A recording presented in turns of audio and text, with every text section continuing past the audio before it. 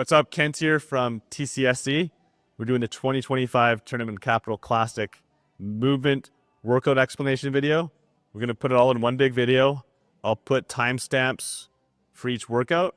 Each workout will be kind of explained all in one, going through the divisions. So you'll have to skim a little bit. If you do have any questions, you can email us or send a DM prior to the weekend. Otherwise, by Friday, you'll need to ask questions in person, whether that's during check-in time or in the brief couple minutes before each event with your judge. Event 1's a 7-minute AMRAP. So either starts with handstand push-ups or wall walks. We don't do the open standard, a prone position to start and then walking back into your other line. So you can, go in like normal, touch your hands on whatever the line is. It's different for each division on the 3 of them. Once both hands touch the line, you're welcome to come down. You're also welcome to kind of inchworm up like this. So if you could like go back, put your hands back a little bit further, and then go up the wall, that's fine too. You just need to get your hands to the target point. If you are sharing reps with your partner, it's not synchro. As long as you're both on the ground, you can initiate the next one. Go ahead. So if I wanted to do the next rep, I have to wait for Kaya to come down, prone, and then I can go hop up in our lane there. Handstand push-ups. We're gonna have the 10-inch wall walk line is gonna be for the Masters competitive. You're gonna use one of these red handstand push-up mats. Go ahead. Your hands need to be touching the line, and then the only thing that's touching the wall for your strict handstand push-ups is just your feet. Touch the mat, lock it out. That's a rep. If your feet come off as you lock out, that won't count. If your hands swivel off the tape, that won't count either.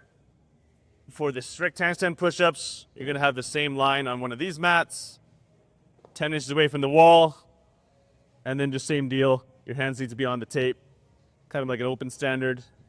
Your head can touch anywhere, but your rest of your body can't touch other than the back of your feet as you lock out.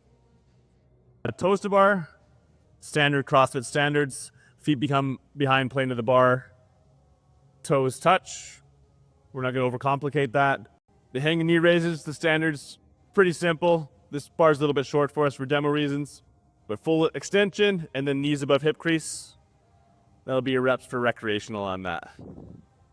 Next one, we're doing the barbell work, so it snatches for everybody except for rec is allowed to do clean and jerk.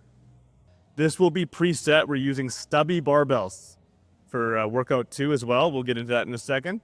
So stubby barbells, the men's is 35 pounds. The ladies is a 25-pound barbell.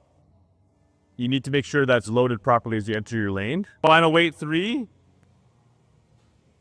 One partner can only do 3 reps, successful reps in a row before the other partner must complete to continue along the max reps. So if Kaya does 3 and I'm struggling to get my last one or my first one, and I keep failing a rep, she cannot just jump in and do a 4th rep until I finally get, hopefully, a successful one. If for some reason you do not get to weight 3, you'll still have a score based on total reps completed in weight 1 and weight 2. If you're tied with somebody in weight 3 with another team with similar reps in weight 3, your tiebreaker will be your time for completion of the first 40 reps. The minute rest is exactly a minute, no less, no more, to continue. Your judge can assist in doing the math for you to make sure your plates are set and coming on the bar properly, which will be predetermined. They cannot help you load. So you need to be responsible loading and clipping it. The judge will just confirm the math is correct. Workout 3, sustain. That's going to be our outdoor event on a soccer field. You'll have a box with your rower and your sandbags, one each, in it.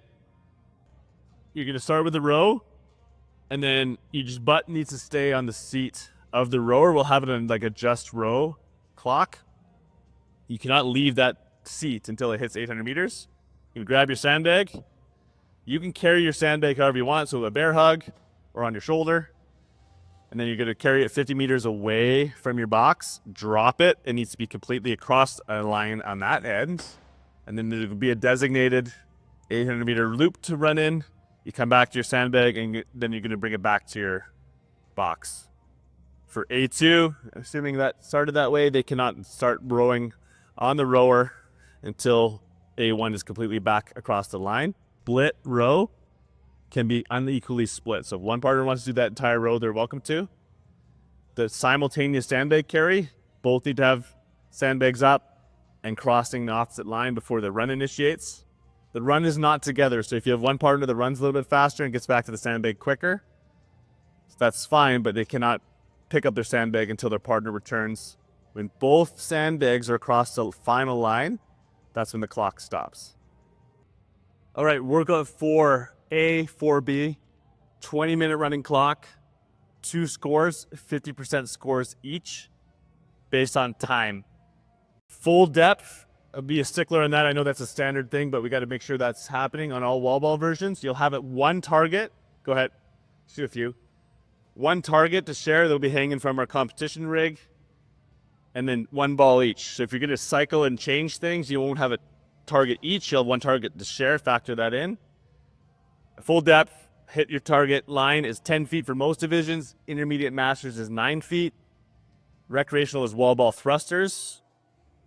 So we just need to see the same depth on a wall ball that we want to see with a lockout overhead. Next one, dumbbell box step overs. Depending on what your dumbbells are, some divisions have 2, some divisions have 1. The boxes will be the larger row plyo boxes, not these smaller ones. They'll be the plywood ones. All divisions, all male, female, are doing 20 inches. You'll have a lane. You're welcome to do as many as you want. It's not split evenly. It doesn't need to be. It's just 2 feet on the box on either side. You cannot do a step over like this with 1 foot. Both feet need to tap the box at some point.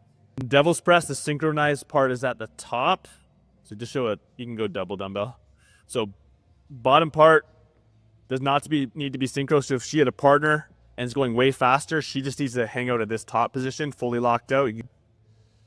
Just like a burpee, full prone position, all things touching, and then back up. You're welcome to kind of like ugly clean and jerk it or snatch it to the top. It doesn't need to be a smooth full-on snatch. It just needs to be locked out at the top. If you're doing single arm dumbbell in the intermediate divisions and rec, it can be alternating arm if you want, but you can just stay on one side as you want as well. One big thing to note, we don't drop dumbbells. If you do drop a dumbbell from an overhead height especially, or anything above your knee, it'll be a 30-second penalty and a no rep per occurrence. So those can add up. Just please respect our equipment and our flooring. 1,000-meter BikeErg on these Concept 2 bikes. Well, they'll be on like a just ride setting, so you need to climb the meters up to 1,000. The judge will help, but you need to ensure that the screen is set to 0 before you initiate. The other partners doing single unders or double unders, as written in each division, likely the bike will be slower than the skipping for almost all divisions. So once those are both done, so once the 1,000 meters hit on the clock, then you run back to the wall ball end of the competition floor, and that's when your time will stop for part 1. Part 2, you start with that, so you're going to flip-flop and then work yourself out the other way with all the same movement standards. The only thing that we missed is handstand walk for the 2 competitive divisions. 12.5-foot segments in a line. The exact flooring is TBA. We'll have to figure that out on setup. 12.5-foot unbroken segments. You can kind of see the line here. When you kick up, your hands need to be completely behind the line. And then you initiate and then come back. And then just take a step back like you're pretending you're finishing one. Before your feet kick down, go ahead. Go past it and then kick down. You need to have both hands across the line before your feet come down. Final workout, workout 5 or full send workout. There's 4 movements. You're designating A1 to A2. You go full sets of those movements in order as you decide. Starts with bar muscle ups or pull-ups or chest to bar. We're not going to overcomplicate it. Basic CrossFit standards. Full locked out hang position to initiate any rep. For pull-up, just chin over bar, chin over plane, yeah. And then chest to bar, make contact. And bar muscle up, get up to that lockout position. Kayak can do one, not warmed up here, no problem. If you need to readjust your grip at the top or rest, that's fine. Also, I don't think she can demo this though. If you're feet happen on like a glide kip to cross the plane of the bar, and your toes come up a little bit above that, that's fine too. We don't care to penalize that. Pretty basic. Don't overthink it. Standard CrossFit movements, with the exception of those things we allow people to get away with. Burpee box jump overs. Also very basic. It'll be 20-inch boxes for everybody, so it's just set. Full prone position at the bottom of your burpee. 2 feet need to touch the top of the box. And then your rep counts when both feet get to the other side. You can step back on your burpee. And step up into your burpee. And step over the box as long as 2 feet touch. Next movement is an echo bike. You get to 12 or 14 depending on your division. Judge will count for that. You are not allowed to move on to your next movement until that bike reaches 14. The judge will give you a single. The kind of apex of the list here is our overhead lunges or front rack lunges. You're welcome to clean and jerk it or snatch it up. Hold in a locked out overhead position.